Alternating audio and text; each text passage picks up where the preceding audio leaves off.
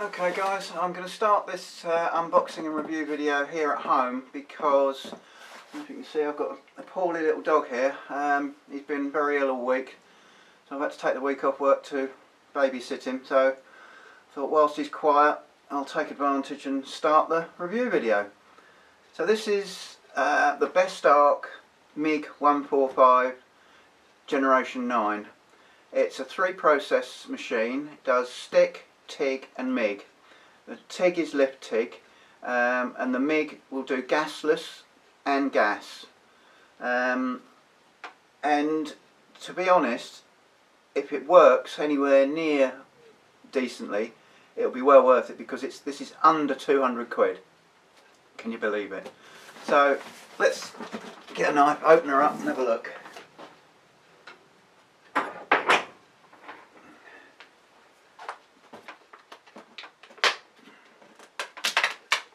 It's alright, mate.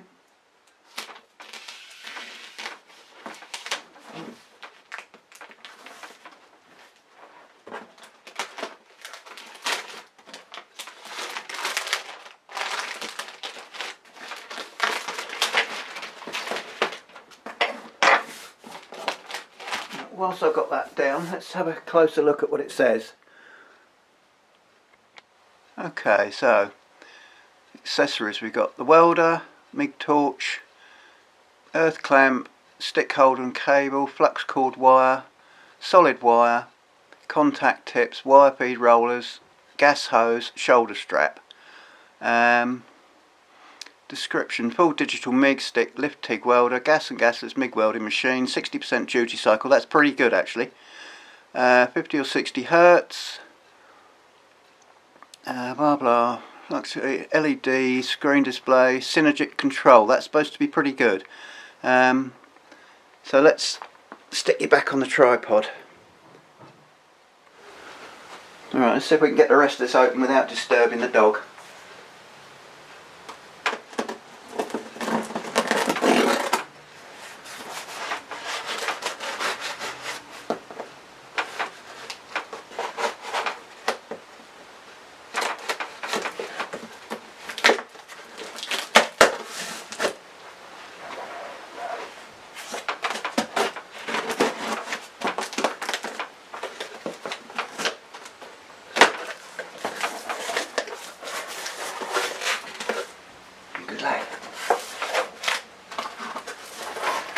Well packed.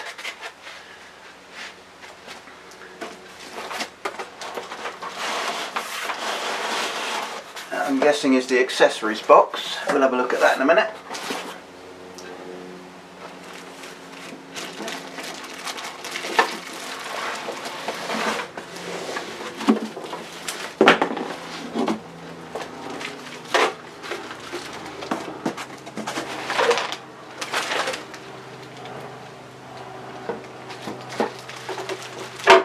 There it is.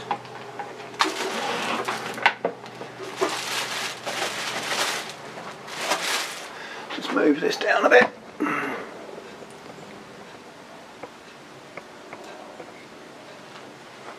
boy.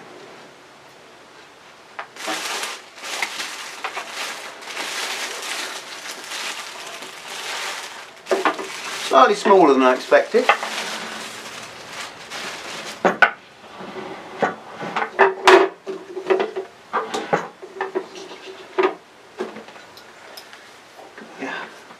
Torch. Now the only problem here is that it's got the old 2-pin plug on, so we're going to have to change that. We'll cut that off and put a decent plug on it. I'm surprised they did that.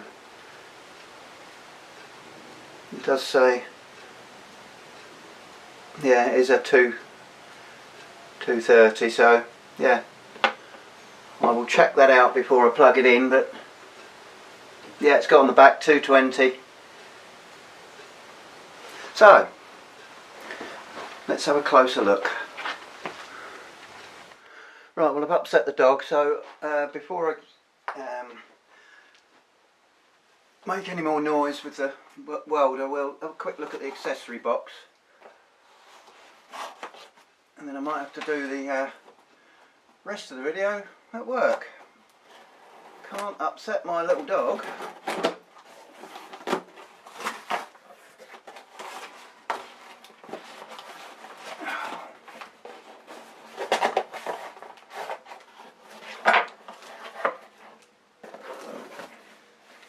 So we've got a shoulder strap, which it is light enough that you could carry it around on site, and the actual torch isn't very long, so it wouldn't be dragging on the ground, so you could have it over your shoulder and work away with it on site somewhere.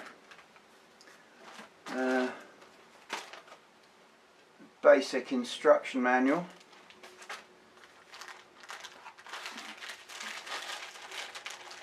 And we've got some tips. The drive roller, which is a 0.9 and a 0.8 combined, and we've got two different size tips for different size wires, obviously as you interchange, and some Teflon tape to I imagine affix the gas hose with. That's a 2 meters of gas hose. You've got your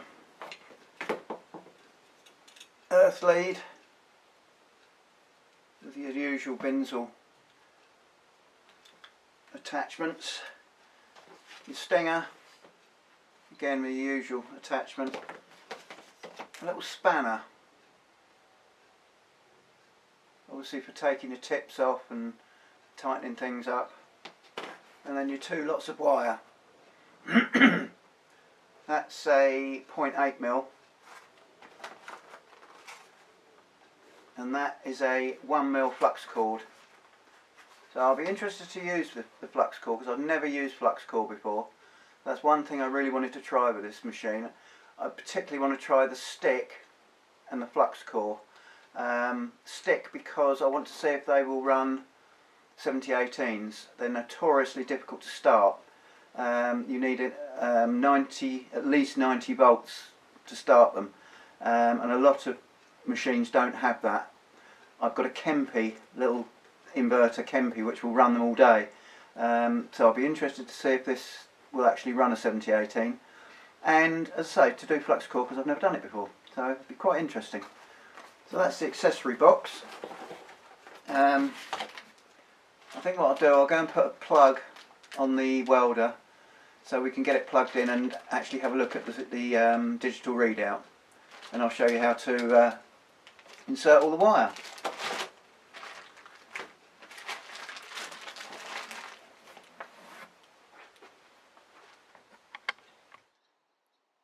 Okay, so I put a 3-pin plug on it, and let's just have a quick look round it, and then we'll start her up and I'll run you through some of the bits and pieces. Now you've got your gas inlet there, your fan, on off switch, catch. They're actually very good, they're nice spring loaded, and they're quite substantial, which I suppose they need to be because you're actually lifting it by those, the whole thing, although it is pretty light. You've got your two different tappings there. If you're running, interestingly, if you're running flux core, you want this one in the negative, and if you're running solid core, you want it in the positive. And then also, this is where your TIG torch would come out. Unfortunately, they don't supply a TIG torch, so and I haven't got one. The TIG torch on my TIG at work won't fit that, so I can't demonstrate that. But that's where you'd plug that in, and then you'd hook up to some gas, and it's literally scratch start. You just sort of touch it and go. And then also your stinger comes out there, depending on whether you're running positive or negative. You can swap them over. What else have we got? There's your screen. We'll light that up in a minute and let you have a look at that. Let's have a look under the hood. I can do this with one hand, and not making too much noise and disturb the dog. He's very sensitive at the moment to noises and things. I don't quite know what's up with him. Right, under the lid here you've got a sticker with some basic settings. Sorry about the reflection, but then your wire sits on here. They've changed this. I've been watching other reviews, and earlier ones was just a push down and twist. This is actually lots of bits and pieces. It almost looks a little more complicated than the push down and twist of the previous one, but we'll see when we put that on. You've got your rollers here. This is where your adjustable roller is. If you can see there, we've got, sorry, take my big hand out of the way.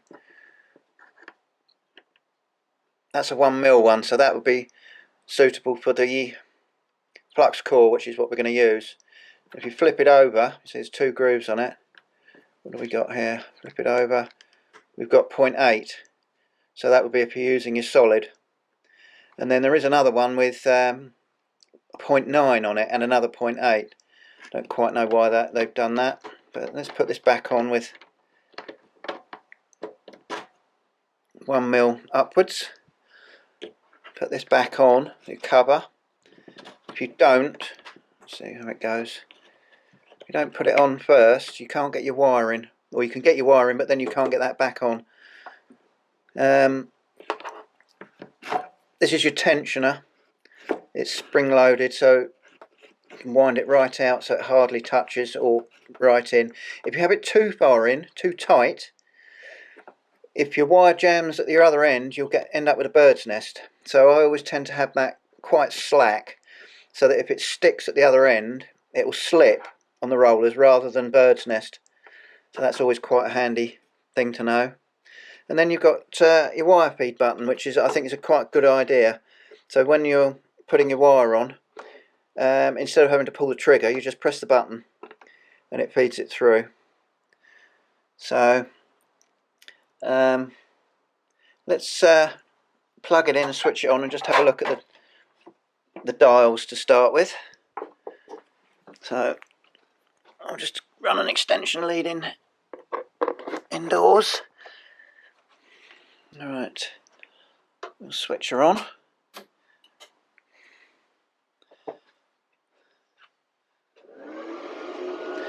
Now I hope you're going to be able to hear me over the fan. It's peculiar because in the manual it says the fan only comes on when it's hot. However, I've looked at several other review videos and the fan comes on straight away, so I don't think it's a problem. I have mailed the company, but they haven't got back to me, but as I say, having looked at other videos, I think it's normal. So this is a synergic machine, which means you can adjust your amps and your volts, and it does it all for you. Or you can press it and that goes off, the synergic goes off, and then you can adjust up or down yourself. I quite like the idea of the synergic, so I'm going to use that to start with, just to see how it works. Now we've got lots of settings here. We've got gas and gasless. Again, you just press the arrow and it changes. When you're on gassed, it'll only give you the option of the 030 wire, which is 0.8. We're going to go for gasless, and that gives you the 3 different options. What the third one is, I don't know, the middle one. That must be your 0.9. So yeah, 030 would be 0.8, 035 0.9, and 040 1mm. Then down here you've got MIG, TIG, MMA. Just swipe through. We're going to stick it on MIG. And this feature that I really like on this, which I wish I'd got on my big set at work, latching 2T and 4T. That basically means it's on 2T, you pull the trigger the machine runs. When you let go of the trigger, the machine stops. 40, you pull the trigger, the machine starts. You can let go of the trigger and it will keep going, and it won't stop until you pull the trigger again. That's brilliant for long welds. There's a couple of jobs I do where there's like 18-inch weld, and after a while your finger starts to hurt pulling on the trigger and trying to keep the gun still. So latching that 4T is really, really handy. Now, as you can see, as you move the volts up and down, your wire speed is automatically adjusted along with your volts. So we're going to, I don't know what we'll start at, probably, I don't know, 70 or 80 when we get there. So we won't be doing that till we get to work. So let's turn it off for a second, and then I'll see if I can get myself set up so we can show you putting the wire in.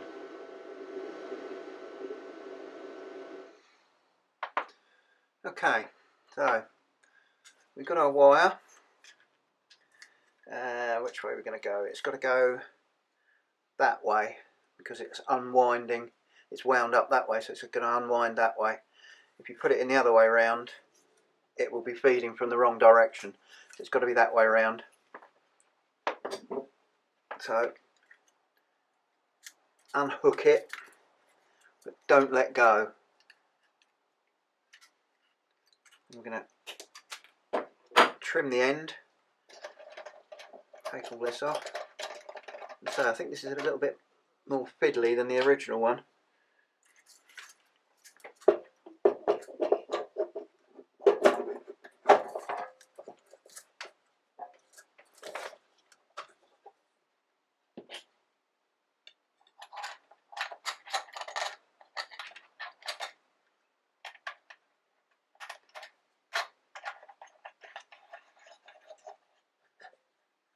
Now you see I've done that up, that's got some tension on there now, so it's not going to unwind itself. So I'm going to make sure there's plenty of tension on that, because trust me, if it unwinds you're in a world of pain. Now you've got to feed it through, it comes all the way through, and then probably can't see, there's a more of this sort of like spring just there, and you've got to feed that through into that.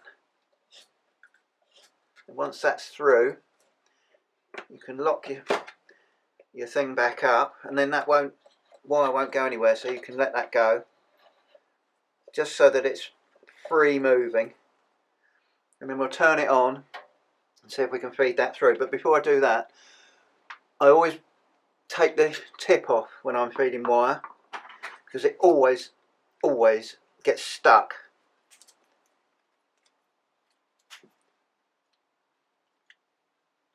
When it comes out of that little tiny, if you'll be able to see, there's the liner. It's like a curtain wire or a drain rod. It's, you know, you probably can't see it. But anyway, it always gets stuck coming out of there and going through there. So I like to let it come through here and then put your tip back on. So let's turn it on and see how this wire feed works.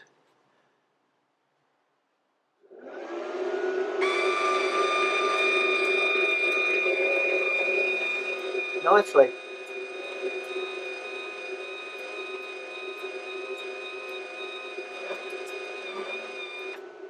Right, it's come out the end.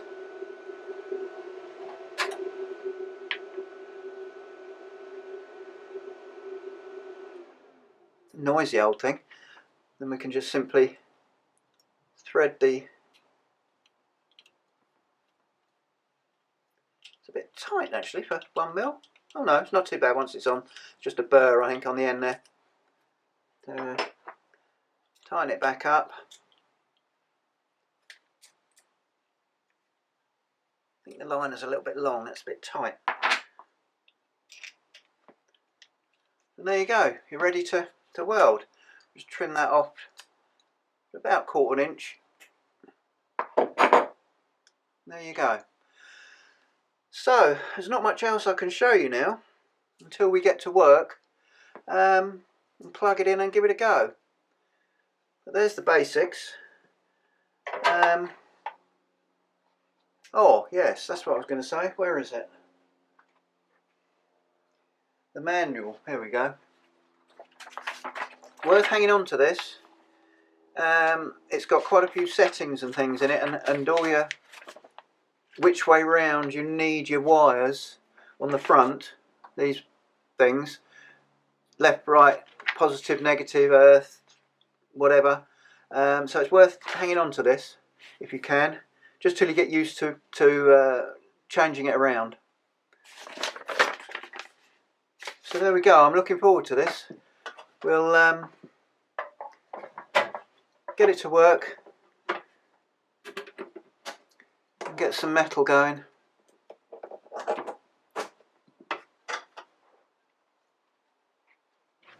Okay, so it's a couple of days later. I'm down in the workshop. Ralph's still not very well, but Rachel's looking after him today. We're all set up for flux core, so let's not muck about. Let's just get on and see how it performs. Okay, let's see what happens. I've got a couple of straps of 2mm. I'm just going to do a little butt weld, just see how that goes to start with. So we're going to set it at, well, let's leave it at that. It's on 80. Let's see what happens at 80. I've never tried, as I've told you, flux core, so we'll see what happens.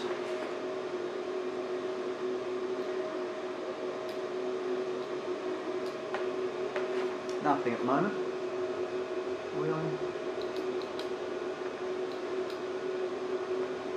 What's going on there?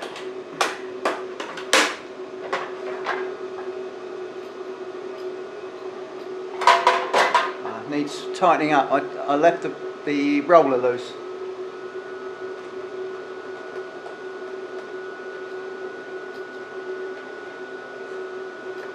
For some reason it's not feeding.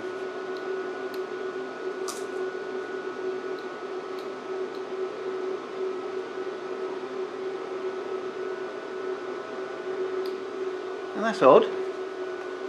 Let me investigate. Okay, so I've undone the tip. Where are we? And now it's feeding. So either the tip is too tight, which doesn't seem to be. Doesn't seem to be tight at all. Or when I was putting it together, I did say that the liner was a bit tight. Almost like it's too long. So if we don't tighten the tip up too much, it feeds. So I think the liner is about 1/4 inch too long. I'm going to see if I can cut it down. Right, so I've sorted it out. Basically, if you unscrew this brass piece that the shroud goes on, it's an opposite thread. It's left-handed thread. It exposes the liner, and I just literally took about 3/16 off the end of the liner, and now it's running fine. That's all it was. The liner was too tight, or too long, making it tight. And something else interesting's happened while I've been playing about with it. You'll notice the fan's gone off. So there obviously isn't an issue. I did get in touch with the company eventually, and they said that that's normal and it will go off. But because I haven't used it, obviously I didn't know that it would go off, but it has. So all's good. Let's crack on.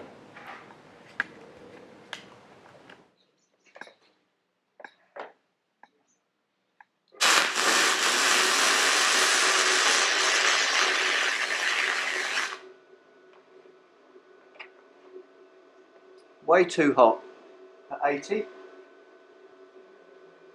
Let's try 50.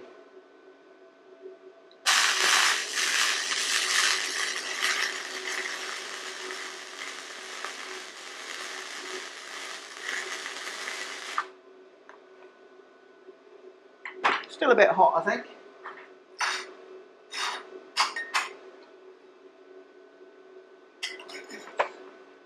I'm going to clean up.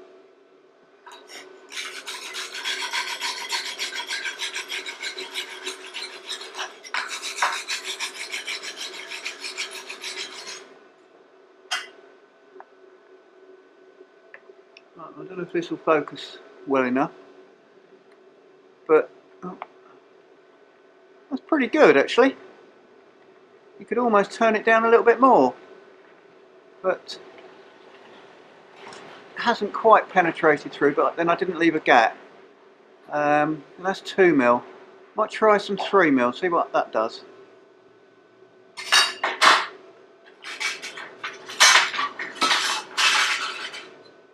Bit of rusty old 3mm.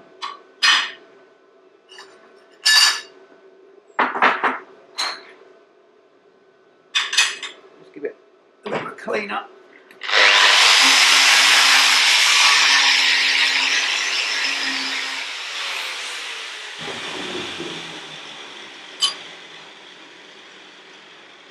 This time let's do a little fillet weld. See how that goes. Let's turn it back up again to about 60. See what that does.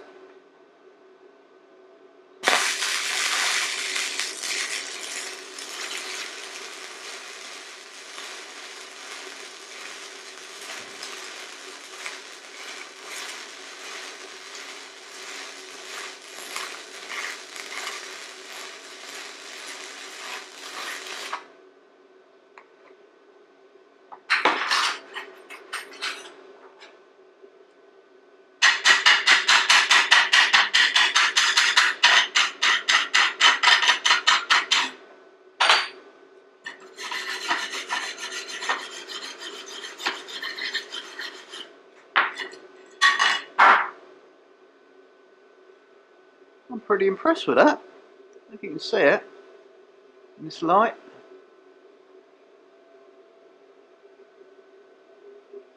But considering I've never used flux core before, I'm quite impressed. So yeah, and it's that's definitely got that. Don't think that'll come off in a hurry.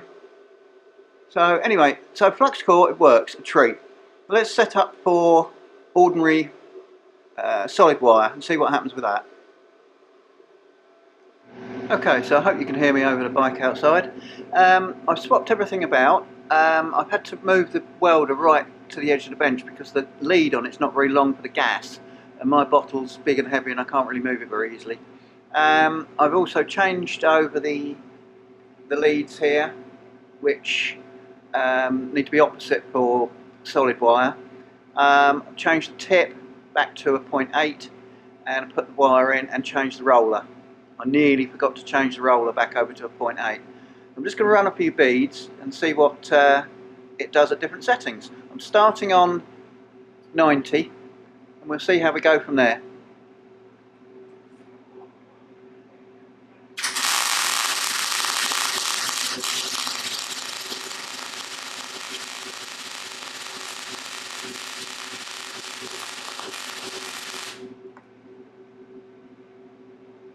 Not bad. A bit too much wire. So rack it up a bit on the manual setting.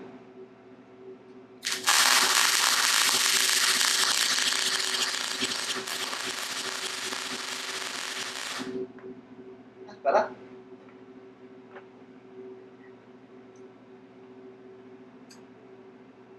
Up a bit more.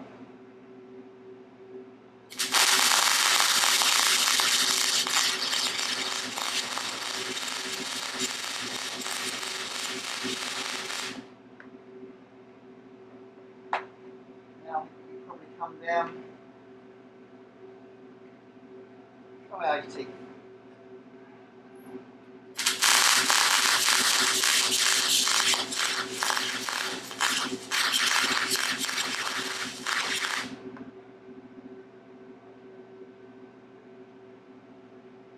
$70.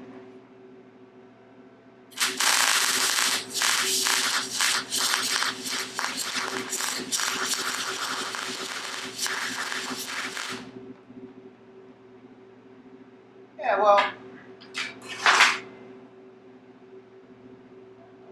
to be fair, if that's focusing, I can't see from here.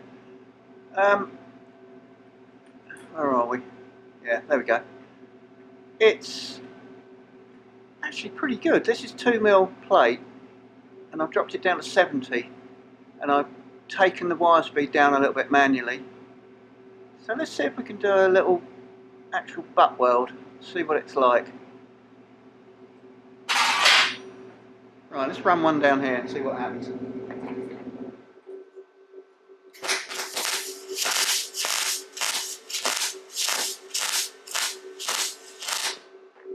that wants to turn it up again, so okay.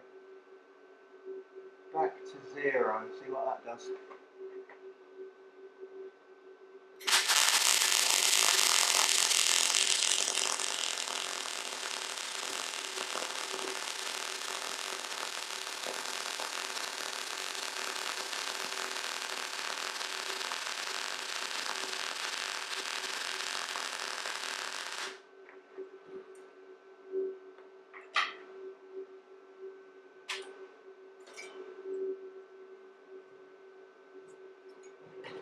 Right, where are we? To me, that is pucker. For a little set, oh, I can't keep getting this wrong. And it's gone through, we've got some penetration there. That's on 2mm, and that was only set at, I can't remember what it was now, let's have a look.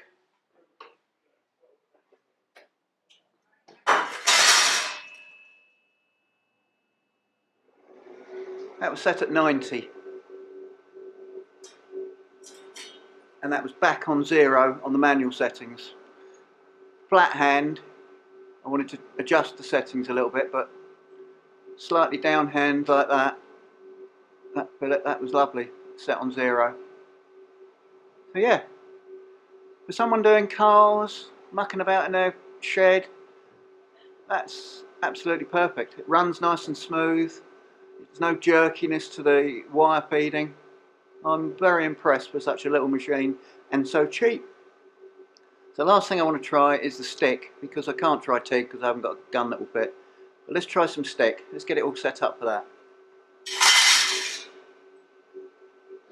Okay, so again, I've changed things around. We've got my stinger in the negative, the earth in the positive, the middle one now does nothing. And the only other problem, especially if you were wanting to do this out on site and have it over your shoulder, you've got your MIG torch hanging around. You can't disconnect it, which is slightly irritating-ish if you were wanting to do a lot of stick, especially, as I say, outside, portable somewhere. But anyway, we'll see what happens. The only other thing I've got to do is change the process from MIG down to MMA. And we'll turn that up. What I've got a couple of rods. I've got a 6013 2.5 and 7018 2.5. These are the ones, the 7018s, that I'm particularly interested to see if it'll run, because they are notoriously difficult to start on generally cheap machines. I've got a Kempi, which I think I've already said somewhere, that will run them all day. But anyway, I want to see if this will do it. So let's crack on, give it a go. We'll start with the 6013. The holder is a little bit iffy, not particularly positive. Well, I suppose it's not too bad. Again, for what it is. Let's have a little go.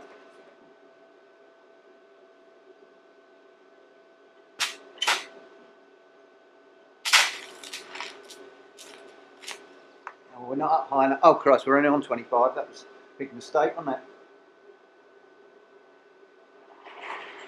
Put it on 70 to start and see how that goes.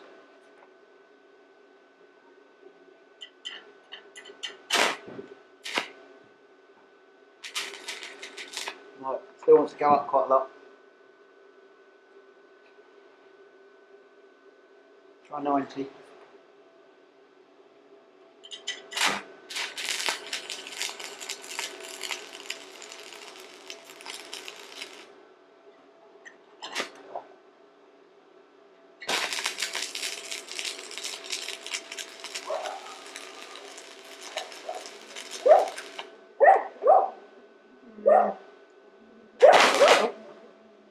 I'm beginning to wonder if I ought to these the other way around. Let's give it a go.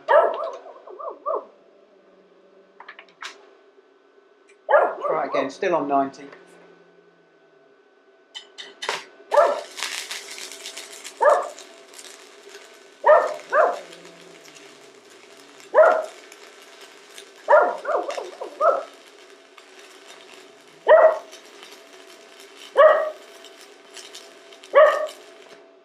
yeah, much better for them the other way around. I don't know if these rods are supposed to be electrode positive or negative. I'll go and have a look on the box. Anyway, that one seems to run quite nicely. I'll show you that in a second. Okay, so I've just looked on the box, and both the 6013s, well, the 6013s can run positive or negative. The 7018s prefer positive, so I'm going to leave it on positive and try the 7018.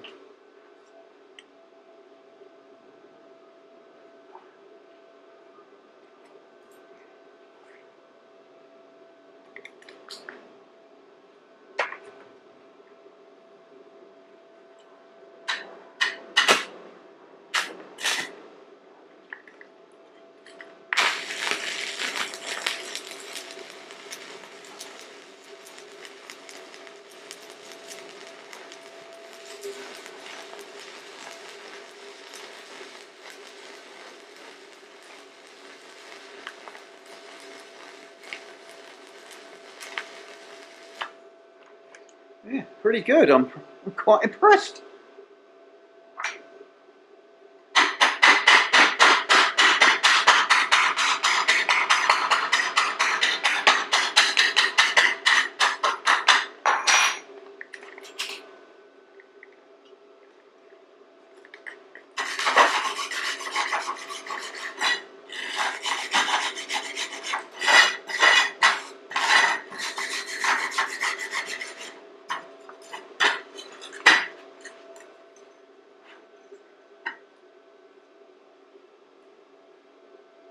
Yeah, that's on 90. I think we could let's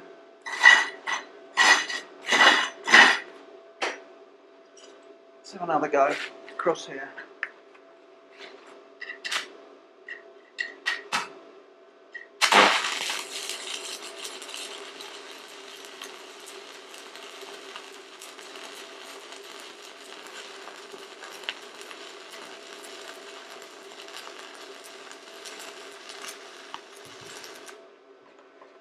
Just probably a bit high for doing that. That was a bit of 1/8 to 1/8.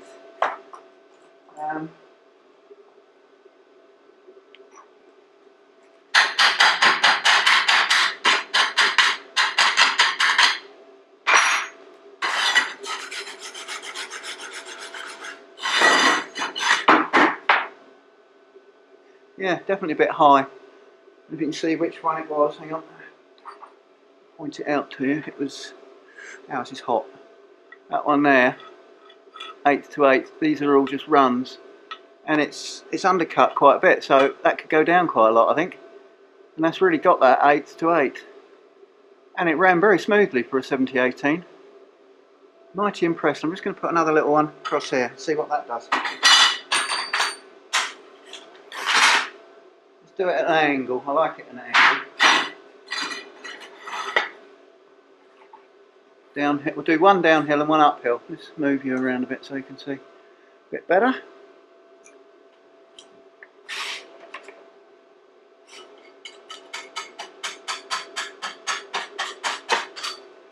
Don't come on.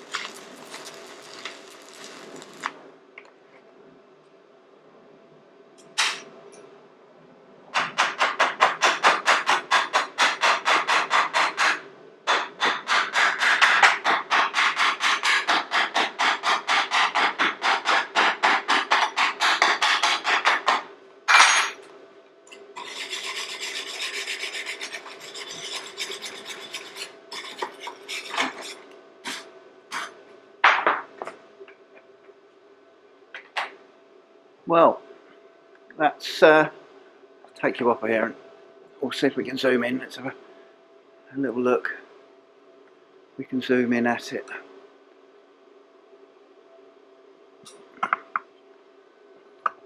There we go. If that'll focus on there, yeah. Well, I'm pretty impressed. For a tiddly little welder and only running on 90, we've got another, let's see how this goes, how much it goes on stick. Goes up to 125 on stick. I think that is pretty impressive. If you're working out on site, just wanted to weld a hinge on a gate or repair a fence or railing or something or other, that is mighty impressive. It doesn't look much from there, but I'm telling you, the way it feels, it's smooth. It doesn't feel like it's struggling for power. Yeah, I'm impressed with that.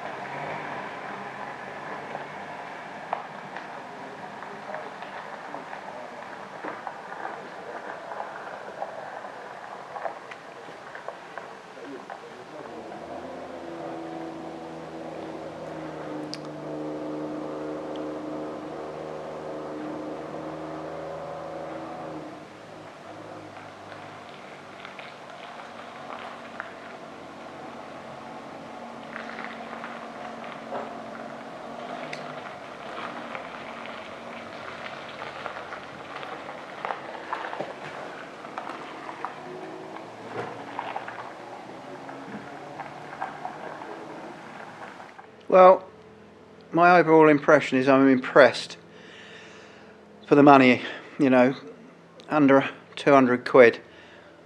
It's smooth, it seems adequately powerful enough. I'd be quite happy to take that out on site and do some repairs or whatever. Probably even install stuff with that that stick. The way it runs those 7018s, quite happily. I was quite surprised that it started and ran them so well. So yeah, overall I'd say bloody good value. Thanks for watching. Hopefully we'll catch you on the next one.